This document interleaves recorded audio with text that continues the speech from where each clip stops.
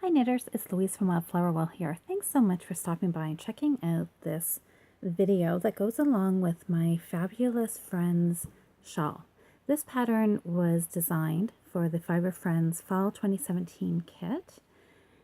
And I thought, when I was writing up the pattern, I thought this pattern is fairly simple. It's a straightforward herringbone, but you know what? Sometimes not everybody has knit this. And even though I hope that my patterns are pretty well self-explanatory when you're reading the written instructions, I thought maybe we should just add in a short video to show how these 4 rows are worked. So I've cast on, with the long tail cast on, I've started with 6 stitches. And down the right hand side, this is where all the increasing is going to happen. We're going to put an I-cord edging on here. We're going to work an increase, then we're going to work the herringbone stitch, and it creates just a nice edge on the left hand side. Nothing fancy that we have to worry about there. So when we're starting, we are always going to start. I'm going to start here at row 1 of the 4 rows, and we'll just work through it together if you want. We're going to knit 3 stitches because this makes our I-cord edging. 1, 2, and 3. We're going to yarn over to make our increase. Now here's where we start the herringbone stitch pattern. The stitch pattern consists of 4 steps. We're going to slip this single stitch purlwise. We're going to make a yarn over in this gap. And then we're going to knit the first stitch of this pair. And then the final step is we're going to come back here to, these guys are kind of twisted around here. We're going to come back to our slip stitch. We're going to pick him up, and he's going to pass over the 2 stitches here. Up and over. And now we're just going to continue that to the end. It looks like there's 3 stitches. We've got our single, the gap, and our pair. We're going to slip the single stitch purlwise. We're going to make a yarn over in this gap, and we're going to knit the first stitch of the pair.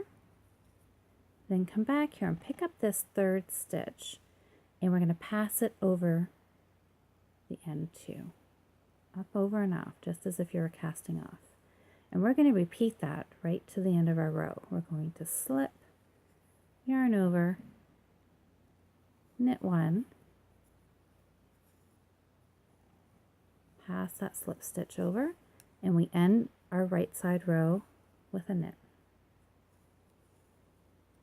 So now when we turn it around to the wrong side, this is where we're going to be purling 2 stitches together and then purling the first stitch again.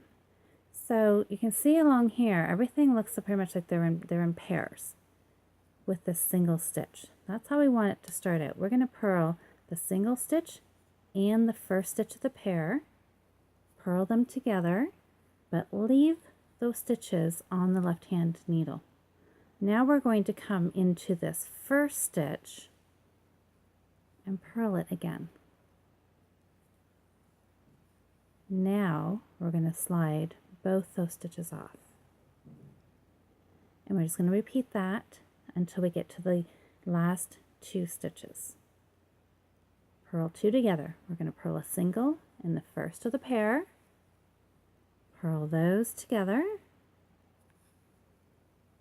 and work the first stitch again.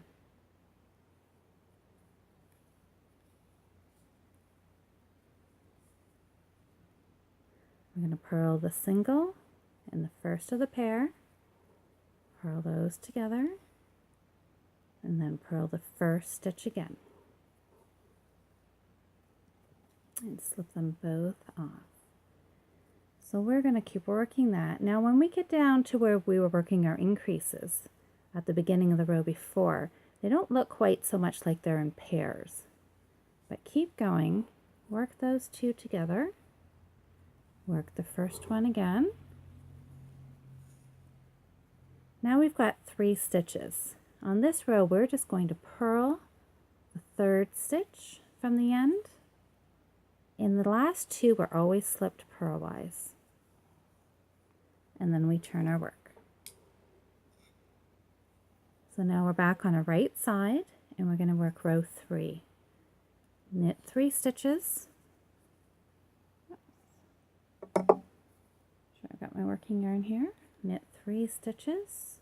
1, 2, and 3. Now in this case, I need to do my yarn over for my increase. I'm going to knit 1 stitch. Now I'm going to start into my pattern. There's our 3 stitches, our pair and our single. Slip the single, yarn over in the gap, knit the first stitch of the pair, slip stitch up, over, and off. Now we're just going to repeat that to the end of the row. We've slipped. We're going to do a yarn over, knit, up, over, and off. Slip, yarn over, knit.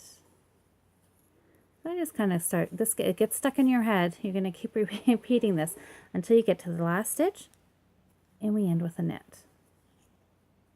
Turn it around. Now we're on the last row, row 4 of our repeat. We've got our wrong side facing us here. So we're just going to start by working these together. There's our pairs and our single to start with. The single in the first of the pair. We're going to purl those 2 together. Work that first stitch again. And we're just going to keep repeating that.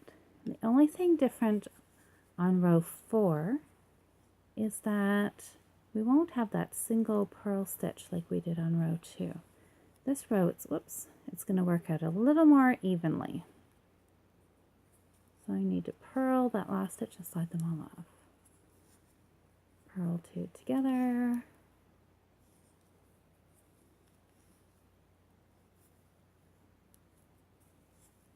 And now I'm getting towards the end of my row here. Remembering that always the last 2 are slipped.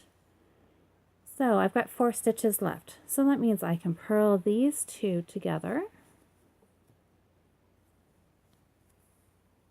And then purl that first stitch again. And the last 2 are always slipped. And then you're just going to turn and you're going to start working. And now see how you can start to see our herringbone zigzags are starting to show up quite nicely. So I hope that helps you out. And as always, you can always find me on Ravelry and find the Wildflower Will group there. And if you have any questions at all, don't hesitate to leave questions, comments, pictures, and I would love to help you if you get stuck on anything. But hopefully this has helped clarify that herringbone stitch, and I hope you've enjoyed learning something new.